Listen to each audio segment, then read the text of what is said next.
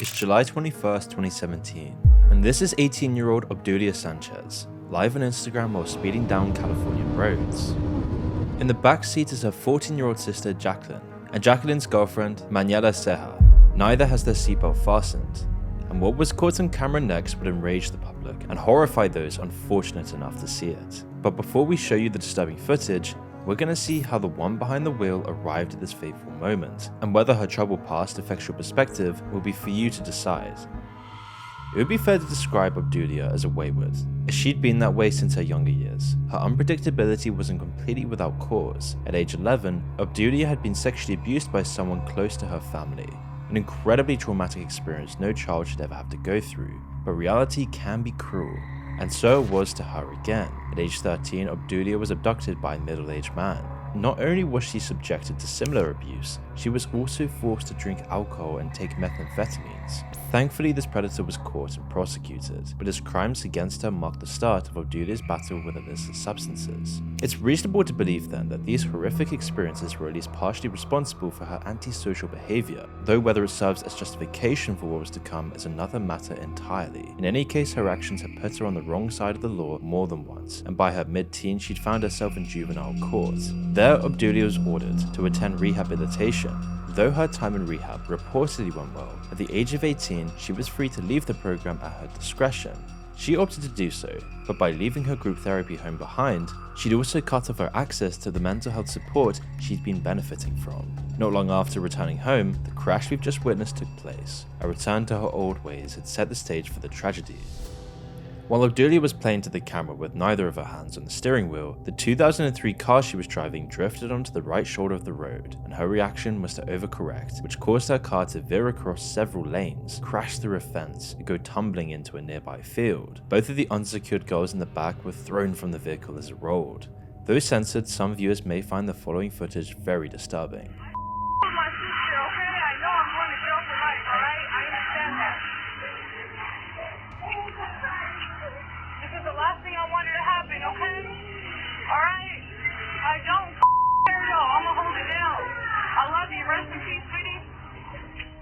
The decision to keep filming after the accident was universally condemned. Opting to do so was bizarre all on its own, but the manner in which Obdulia shot the grisly scene and what she said as she did so were arguably even more shocking. Seeing her sister Jacqueline's body on the ground, her instinct was to get back on camera. Her first thought isn't about Jacqueline, but the expectation that she's going to prison.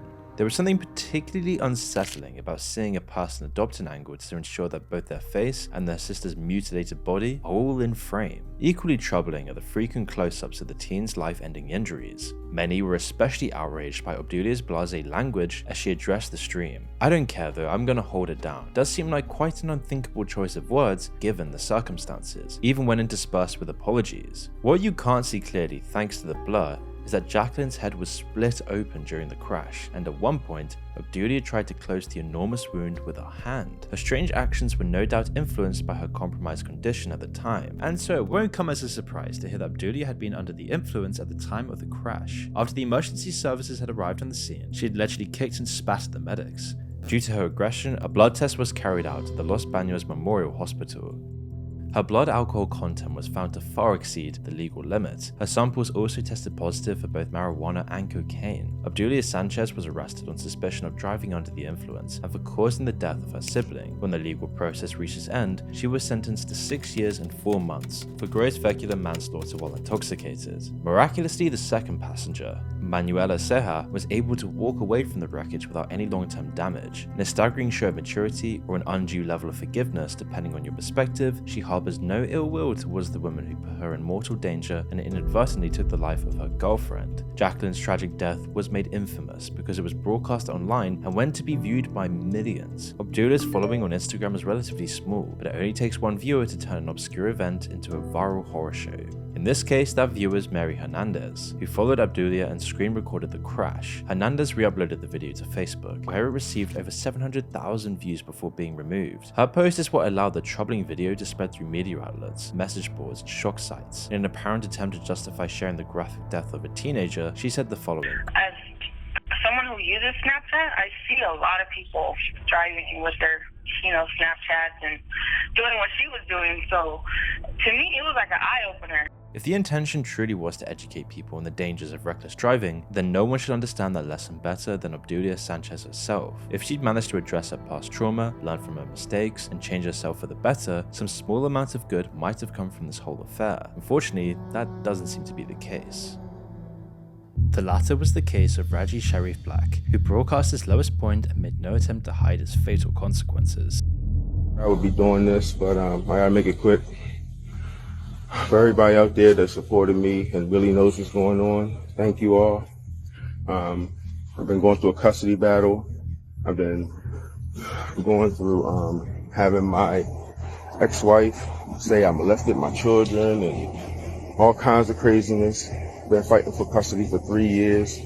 So, been real crazy. What's up, Oliver? You know about this. Going through it with my ex-wife, blah, blah, blah. So, start dating somebody new, and she got pregnant. And, we got in a fight. First thing she does, threatening that she's going to do the same thing. You're never going to see your kids, blah, blah, blah. It's the holidays, man. I don't have no family, nothing. The broad strokes of Raji's story here aren't uncommon, and there's a widespread belief that in a custody battle, the father tends to be at a disadvantage. 44 years old and working as a nurse, he was educated, articulate, and appeared downtrodden in a way that was relatable to men in similar circumstances. This garnered him a great amount of sympathy, in spite of the harrowing turn things were about to take. Start dating somebody new, and she got pregnant, and we got in a fight. First thing she does, threatening that she's going to do the same thing. You're never going to see your kids, blah, blah, blah. It's the holidays, man. I don't have no family, nothing. Anyway, I just did something crazy, man. I just shot my ex-girlfriend in the head, yo. With the children at the center of his turmoil mere feet away, Raji Sharif Black had just confessed to the murder of Tara Labang, his former co-worker and ex-girlfriend. At around 1:30 p.m. on December 11, 2021 in Baltimore, Maryland, Raji had kicked through the rear door of Tara's apartment. Her neighbor's Ring doorbell had captured the sound of the 6 gunshots that killed the pregnant nurse. That neighbor quickly called the police, who found her body in her Marshall Street apartment just minutes later. His calm demeanor had given no indication in the bombshell he was about to drop on a handful of Facebook friends. As unbeknownst to them and the Baltimore PD, Raji wasn't done yet. Anyway, I just did something crazy, man. I just shot my ex-girlfriend in the head, yo. Felt like a dream. Like, I never thought I would be that guy. I can't go to prison, so the person that really started my depression and all of this is my ex-wife. So she next, and then I'm going to do myself too. The woman he just openly threatened to kill was Wendy Natalie Black, another medical professor and former partner. The two of them had been locked in a toxic custody battle since July of 2018, in which the mudslinging seemed to come from both sides. On 2 occasions since that time, Raji had been charged with domestic violence, and there's no record of who filed these charges, but one was dropped shortly after being filed and the other was dismissed by a judge. Now, a single domestic violence charge was also filed against Wendy Black, but this too was dropped by the individual who'd filed it. And while we can't say so definitively, this does suggest there was a tit for tat element to the legal actions of the separated couple. From the information we could gather, there's no record of Wendy having accused her ex-husband of child abuse. Perhaps this had happened in a private conversation, in a public setting rather than the courts, or it could have simply been a lie. What is included in court documents are several of Wendy's accounts of alleged abusive and threatening behavior. According to her, they included mistreatment of their dog, threats of suicide, threats against their children, and threatening to kill her with a gun. How much of this is true is impossible to discern, but regardless of whether Raji said he would shoot his ex-wife, the slaying of Tara Labang does prove that he had the capacity to do so. In an interview with CBS News, another former girlfriend confirmed that he did have access to firearms, though she hadn't ever felt afraid of him personally. Quote, "Jay never cussed at me, he never raised a voice at me. He always told me because of what I had been through in a previous relationship of being abused that he would never hurt me. That's what he said to me." This anonymous ex gave no indication that he'd ever threatened suicide either, though did confirm that Black struggled with his mental health. I felt like I was the only support system for him in a way, but I had to choose my sanity. I had to choose my own well-being. You know, when I broke up with him, I still loved him incredibly, But I knew that I had to put myself first. I couldn't be a part of it because he just wouldn't get help. His reliance on this former partner was evident in a text he'd sent her. The message shown to CBS read, quote, "There was a time that I was so low that I didn't want to live anymore. It was you that helped me get through it." With context like what we've just heard, it's not too surprising that some would feel a degree of sympathy. Compounding the sense that Reggie may have been wronged was his allegedly unfair dismissal by a previous employer. There, he claimed to have been fired after having reported a doctor who'd been stealing drugs. While this would be unfair if it's true, there's an aspect of Reggie's character that calls his version of events into question. By nature, he seemed averse to accepting any responsibility for his hardships. His old Facebook page stands as proof. There, he frequently made reference to a friend of his ex-wife, who he believed poisoned her against him. He went so far as to make a picture of her as his profile image, in an attempt to name and shame. Even in happier moments, his bitterness about what he perceived as a betrayal still seemed to rise to the surface. It's worth having this in mind while viewing the most chilling part of his livestream. The person that really started my depression and all of this is my ex-wife. So she next, and then I'm going to do myself too. But I just wanted to say this to people. Don't play with people's emotions, man. Don't lie on these men. Oh, here's my ex-wife right here. The entirety of the brief stream had been recorded right outside of Wendy Black's apartment on Edenbrook Drive in Columbia, Maryland. As her ex-husband forces his way into her home, Wendy is told today is the day. Moments later, she was fatally shot. Having been blamed for causing Reggie's mental health struggles, he then turned the gun on himself. Soon after the death of Tara LeBang, the Baltimore PD had learned of the livestream in which Black had confessed and stated his intent to kill again. By the time they were able to contact the Howard County PD, who were responsible for policing the area in which the stream had taken place, it was already much too late. The entire ordeal took place in a span of around 30 minutes. Fortunately, the children were unharmed, and had not witnessed any of the violence committed by their dad. And I could see one little girl in there crying, and I peeked in the window again, and then I saw the second girl in there, and I was, trying to calm them down. The two little girls neighbor Michael Eisenberg says he found inside a running BMW after Saturday's apparent murder-suicide on Edenbrook Drive in Columbia are, according to online court records, at the center of a contentious, years-long custody battle between the murder suspect, Ray J. Black, and the murder victim, his wife, Wendy Black. A friend of Reggie went on to re-upload his final broadcast to Twitter and echoed his sentiments. Much of the public reaction followed suit as a result of Reggie's self-penned tale of woe. It seems then that it's all too easy to forget the woman and the unborn child who lost their lives that day, and the two girls left orphaned by their father's thirst for revenge. So far, we've seen a tragic yet avoidable accident, and an individual who felt the need to justify his crimes before doubling down on them. But now we're going to look at someone entirely different, a streamer whose deliberate harassment and hatred of women left some fearing for their lives, and whose actions put him on the radar of none other than the FBI. This is Malik Sanchez, better known as Smooth Sanchez to his insular audience. Sanchez is a self-confessed incel, or involuntary celibate. Excuse me, would you like to have a conversation with an incel? Who's making fun of me because I'm an incel? Now, for those of you who are unfamiliar with this, members of incel communities are typically men and are united by their belief that they're unable to attract a romantic partner. This belief, coupled with an unwarranted sense of entitlement, has led many of them to develop a deep-seated bitterness and a kind of juvenile rage. They focus their anger on the women they believe scorn them, and the men who succeed where they fail. I have a question, babe. Can I get your number? I'm too good looking for you anyway. Too good looking for you anyway. You look like Lord Farquaad if he was a female.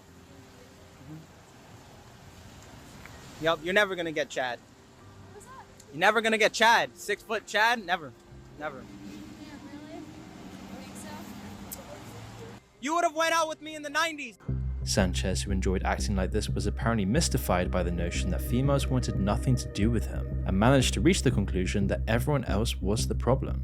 His particular blend of self-pity, social ineptitude, childish anger, and a constant need for attention allowed him to carve out a niche in the world of in-real-life streaming. This genre of content typically features the streamer interacting with strangers on the street, and it was the unsuspecting residents of Manhattan, New York, who had the misfortune of dealing with Sanchez. The audience he'd cultivated frequently encouraged him to harass the public, perform pointless stunts, and assault people with pepper spray, referred to as content spray by viewers and Sanchez himself. One look at the guy is enough to tell us that he'd struggled to fight his way out of a wet paper bag. though when he was on camera, he seemed to believe he was Mike Tyson in his prime. It was the pepper spray, never far from his grasp, that emboldened him, and the promise of its use seemed to be the primary draw for many of his followers.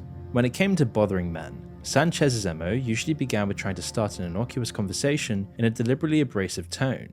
Doing good? What is Santa getting you this Christmas? He'd follow that up with attempts to escalate the situation through insults, homophobic language, and a little anti-Semitism sprinkled in. What? Why do you sound like a... Are you Jewish? Are you Jewish? What's wrong with you? In the event he was able to get a reaction, he'd use the pepper spray and cry self-defense, all while blaming the victim for being too sensitive. Fucking serious? Are you fucking serious? You want problems? Are you fucking crazy? You trying to attack me for filming you? Are you fucking serious? Shut the fuck up. I'm tired of people like you, man. I'm fucking tired of people like you. You take everything that I say to offense. Get the fuck out of here, you pussy. Occasionally things wouldn't go his way, and although he tried to stick to the tough guy act, the mask would occasionally slip if anyone actually called his bluff. Are you fucking serious right now? Watch this. Look at him. I'm calling the cops. Calling the cops.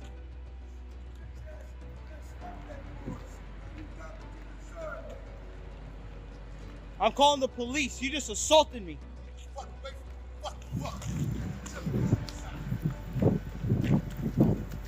Bro, he's running after me right now. Guys, he's running after me right now. With women, when he wasn't being justifiably rejected or hurling insults, he'd often try to make them feel uncomfortable or unsafe in a way that he could try to play off as a joke. See, you're not a Stacy either. You're not a Stacy either. But I will take your number though, because you work out, you know, you're fit. I'm kidding. You're actually, you know what? I changed my mind. You're fat. You're fat and I changed my mind. Fat and I changed my mind. Yes, I'm body shaming you. Yes, I am. Body shaming. You're fat. You whale. You fat whale. Frequently, this meant bringing up his incel idols, Alec Minassian, and in particular, Elliot Rodger. I bust that shit. I fucking buzz that shit for Elliot Rodgers all fucking day. I bust that shit for Travis Bickle. Travis Bickle. Yeah, Travis Bickle, taxi driver. Fucking real ass motherfucker, man. For context, Elliot Rodger was a self-confessed involuntary celibate and a complete narcissist. He was so convinced that he was exceptional in some way that he couldn't fathom why he wasn't inundated with female attention. In Rodger's mind, he was doing all the right things, like driving an expensive car and wearing designer clothes. But what he wasn't doing was actually talking to any girls, as is a running theme with many incels. Instead of making a small amount of effort to grasp basic social concepts, he surmised that women enjoyed denying him and were deliberately making him suffer. It's an odd conclusion to reach when, as far as we can tell, he'd never actually been turned down because he'd never given anyone the opportunity to do so. Nevertheless, it was what he chose to believe. Rodger decided that his bizarre self-pitying fantasy justified violence. And on May 23, 2014, he enacted what he called his retribution, in which he took the lives of 7 people, including himself, injuring 14 others because he believed he hadn't been given the sexual attention that he was owed. Now, the more you learn about Rodger, the more pathetic he seems. This hasn't stopped him becoming a hero to those with a similar mindset, and given what he did, it's fair to perceive Sanchez's behavior as a threat when he constantly brings up the name and jokes about emulating his crimes. You stupid bitch. You stupid bitch. You deny me? You like that? You like that? Give me something to lose. I have nothing to lose. I have nothing to lose. I have nothing to lose. Hey, listen up right quick. When I'ma spit it one time, y'all gonna have to suck me off or I'ma go crazy on the block. I'ma kill everyone on my block like Elliot Rodgers, like Alec Minassian. You're out of your mind. It's offensive. No, I'ma just have to do it one time. When I kill these niggas right in their face, I'ma pop them right in their goddamn face. I'ma do it one time. I'ma pop them Glocks off. Blow the brains all day. I'ma blow your brains all day. For Sanchez and his audience, making women feel threatened was part of the fun and half of the point. However, it wouldn't be his outright misogyny that would boost his profile and ultimately lead to his downfall. Instead, it would be the self-crowned king of content's efforts to outdo other in real life streamers that would come back to bite him, but not before it gave him the attention he craved. Breaking news on the Queensboro Bridge, where a person climbed up part of the bridge and then streamed the stunt live on YouTube. Traffic was slowed to a crawl. As emergency units work to get the person down, we're told the climber is now in custody. Lanes were blocked going westbound on the upper level. The left lane on the upper eastbound level also was blocked. But again, the young man is now in police custody. In order to raise the bar, as he put it, Sanchez began to increase the level of stupidity in his output. He stuck to a strategy of inconveniencing people for the sake of entertainment, but managed to do so en masse with what remains his second most infamous stunt. It entailed climbing the Queensboro Bridge, which connects the island of Manhattan to Queens. Bridges of its type are all too easy to climb, as due to their construction, they're effectively giant ladders. Spurred on by his chat, he clambered up the supports until he reached a convenient spot to film from. Once there, he patted himself on the back for his accomplishment. Such a climb is also taken very seriously by the authorities, as there's no way of telling what the climber has planned. As a result, the entire crossing was closed until responders reached Sanchez, to a chorus of racial slurs from the chat. His audience had been happy to bankroll his antics, so he'd instructed family members to withdraw the cash prior to be taken into custody, likely for bail.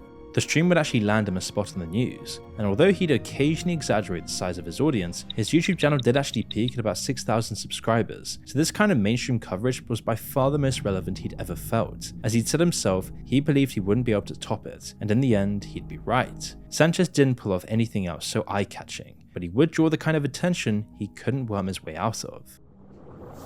Allahu Akbar. Allahu Akbar. Bomb detonation in two minutes. That shit, I'm gonna do it. I'm gonna fucking do it for Allah. I'm going to do it for Allah. Allahu Akbar. Come on, I do it. Bomb now. Yo, all of them scattered.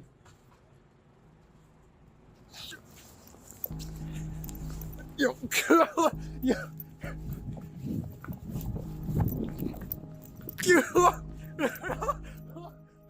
Racist accents made a semi-regular appearance whenever Sanchez was live, and they aren't usually the sort of thing the FBI would get out of bed for. Bomb threats, however, are, no matter how immature in nature they happen to be. And given he'd filmed the crime, there was nothing the walking 4chan post could do when the feds came knocking. Upon raiding the East Village apartment Sanchez shared with his mother, law enforcement discovered 5 magazines for a Glock, though found no firearm to pair them with. It's strange for him to have owned these but not a weapon, and given his obsession with an incel mass shooter, it does seem like a red flag. Having said that, there doesn't appear to have been any indication the streamer was planning for violence, beyond using mace to blind random New Yorkers. As we'd expect, Sanchez found himself in front of a judge this time. Prior to the bomb hoax, he'd been arrested on 7 separate occasions, which prosecution argued should assure he served time in prison. Quote, "He's been a menace to the community for years, all while spouting incel ideology," said the assistant US attorney Kaylin Lasky. Sanchez himself claimed he learned a lesson from the whole ordeal, telling the court, "First and foremost, I would like to apologize. Basically apologize for all the fear I put into these women that day. I feel I should thank you because the behavior I was displaying was immature and that of a child." The fear he mentioned having caused was real.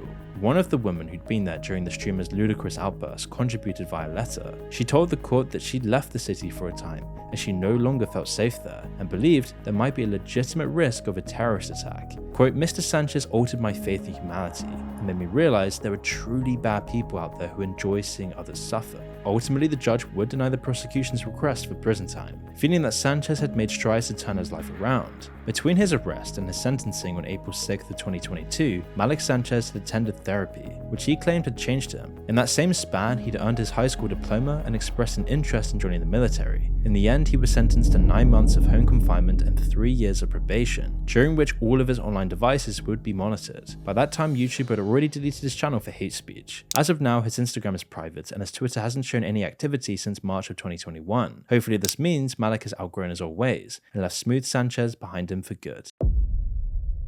But our final subject today is one that requires a little background info for most to understand, especially those of us living in the West.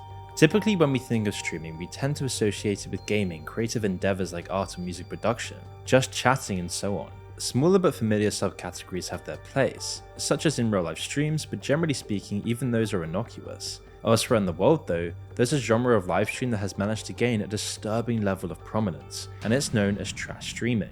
Trash streaming is aptly named, given trash is a fair descriptor of those who participate. At their core, trash streams are about causing harm for the purpose of entertainment. whether it befalls the streamer themselves or the other participants who might be willing or unwilling. There's a great deal of variation in what viewers pay to see, especially when it comes to voluntary participants. They often entail drinking dangerous levels of alcohol, fights, enacting cruel pranks, performing dangerous stunts, or committing acts of self-harm, among many other things. When it comes to the involuntary ones, the content can often be darker. The extreme end of the spectrum has been known to feature random acts of violence, domestic abuse, and even sexual assault. The majority of streamers in this niche and the lion's share of their audience are based in either Eastern Europe or most prominently Russia. And given the economic state in many of these nations, the cost of having someone assault their friend or violate a stranger is often extremely low, but the audience still exists, and they're willing to pay.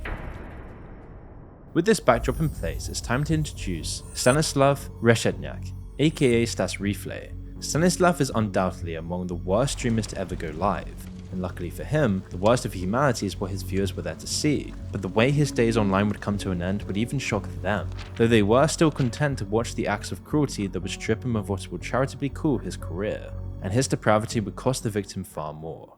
When Stanislav was on screen, so was alcohol, and the flow of drinks assured that the flow of aggression and stupidity was unending. A frequent victim was this tragic friend of his who kept coming back in spite of the constant humiliation.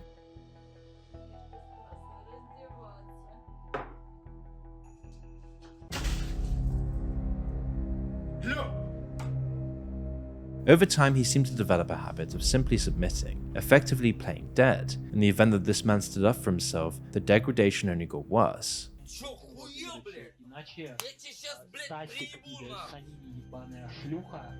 If Stanislav wasn't bothering his metaphorical punch bag, there's a good chance he'd be fighting with his inebriated co-stars.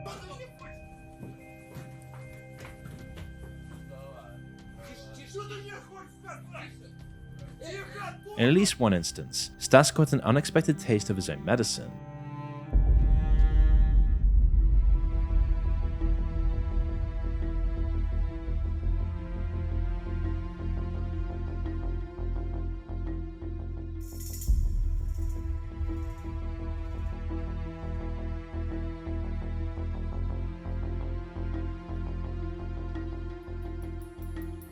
And this says a lot about him that, having been knocked out cold on his own stream, his only complaint afterwards was that someone had turned the camera away while he was still being attacked. Provided someone was suffering, Stanislav was pleased. But the one who suffered most for the amusement of his audience was his on-again, off-again girlfriend, Valentina Maximovna, who went by Valya online. According to those who knew her, she was kind and caring. She was an animal lover who'd owned a dog and rescued several stray cats. She was also quiet, tended to keep to herself, and yet had ambitions to work in the entertainment industry. Her reservedness would fall by the wayside when alcohol was involved, however, and was always involved in her toxic relationship with Stas Reflay. She was a very flawed person, but also a woman with no choice but to live in a flawed culture. In Russia, domestic violence is a plague, and one that's become socially acceptable. Surveys indicate that around 70% of women in the country have been victims of domestic violence, though the numbers could be higher still, as many cases go unreported due to fear and feelings of shame. The ubiquity of in-home abuse was strengthened in 2017, when thanks to the efforts of the Russian Orthodox Church, domestic violence was decriminalized in cases where it does not result in substantial bodily harm. When lawmakers cast their votes, 380 were in favor of the change, and just 3 opposed it. And so what this means is that when Stanislav treated his girlfriend like this, it was entirely legal. Sometimes he would do so out of anger, on other occasions it was at his viewers' behest, but predictably she would be the victim, in Stanislav's most reprehensible online appearance. Stas Reflay's final stream took place in the early hours of December 2nd, 2020. Stanislav, Valya, and a friend of hers were broadcasting from the streamer's rented home in a village near Moscow. At some stage during the night, tempers flared due to a jealous argument. As was typical, things became violent.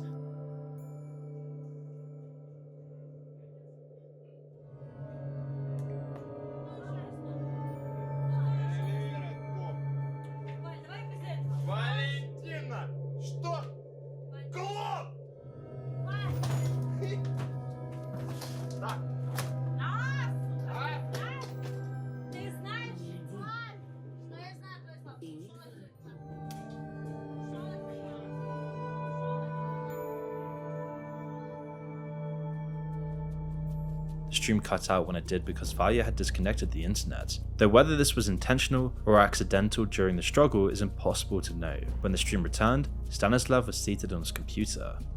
During the downtime, he'd stripped his girlfriend of all her clothes but her underwear, and according to some reports, dumped cold water all over her. He'd then forced her onto the balcony where she was exposed to sub-zero temperatures for around 15 minutes. Allegedly, Stas was paid $1,000 by a viewer to do so, but that payment isn't featured in any of the archived streams as far as we can tell. Regardless, while his girlfriend was lying unresponsive in the hallway, his attention was on how to abuse her further. Note that the affectionate language only began when the gravity of what he'd done began to set in.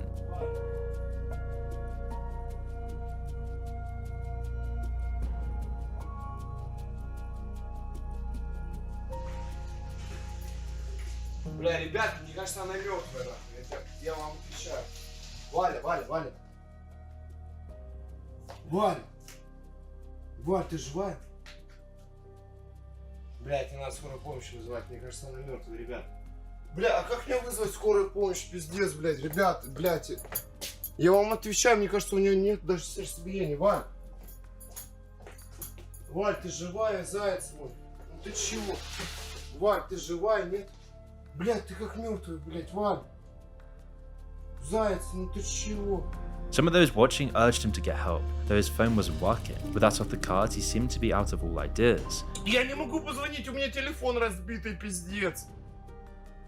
Ну как мне позвонить, блядь? Валя.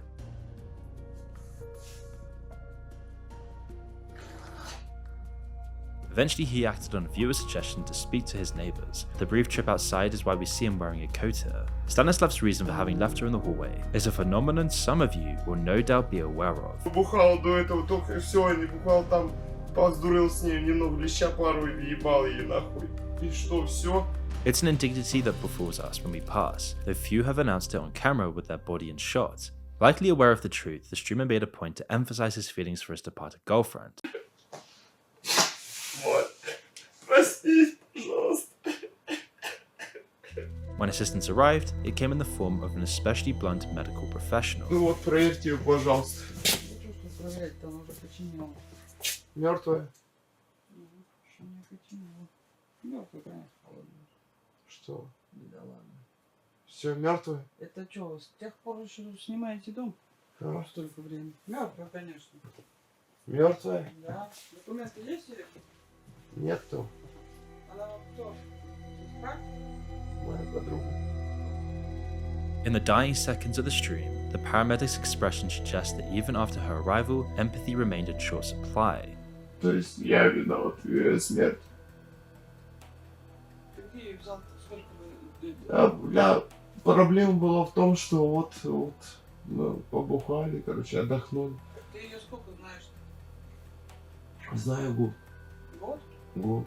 Stanislav was correct. His ship was indeed sinking. Soon after he'd said as much, he was arrested under suspicion of involuntary manslaughter. His actions had caused the death of his own girlfriend and caught the attention of both domestic and global journalists, and a media circus ensued. Обвиняемые в деле о гибели девушки во время прямой трансляции в интернете тысячи подписчиков наблюдали за тем, как умирала Валентина Григорьева. При этом Решетняк не останавливал стрим, продолжал пить шампанское и общаться с подписчиками. Конечно, все это вызвало скандал. В сетях стала появляться информация, которая характеризует Рифлея не с лучшей стороны. Его коллеги по цеху рассказывали множество историй о том, на что был готов Решетняк ради хайпа и доната. While he wasn't denying responsibility, he did make several attempts to diminish this. However, these lacking attempts at justification fell flat and appeared particularly callous when another upsetting detail was brought into the conversation. Valia had claimed to be in the early stages of pregnancy prior to the stream that ended her life. Stanislav denied this and appeared cagey about admitting to the nature of their relationship. Какие у вас отношения с Валентиной были? Дружеские. Моя любимая подруга. Ваша любимая подруга или ваша девушка? Моя любимая подруга. То есть у вас были сексуальные отношения? Была интимная связь, но мы не встречались. Я всегда говорил, что мы будем дружить и много другое. А это правда, что она была от вас беременна? Нет. Expectedly, his lawyer tried to fabricate an image in a scenario that might make his client seem palatable. The best chance his defense had was to portray what had happened as a kind of prank gone wrong, wherein Stanislav had pushed his girlfriend outside, not fully understanding the danger he'd put her in. This may have had a slim chance of success in the beginning, when the authorities were working under the assumption that hypothermia was the cause of death. However, Valia's autopsy would prove otherwise. It was the beatings that had killed Valentina, and if they hadn't that day, odds are that they would have on another. And while the fact that much of her end was caught on stream is the reason any of us know her story, the reality is that the abuse she suffered wasn't out of the ordinary. The The only difference is that it usually isn't on camera, and so Stanislav was charged with involuntary manslaughter and later sentenced to just 6 years in a maximum security prison colony, where he remains to this day. Due to the uproar surrounding the case, Russia does now recognize trash streaming as aggravating circumstances under its criminal code, with fines as high as $6,700 for crimes committed during a live stream. However, domestic violence seems to remain legal.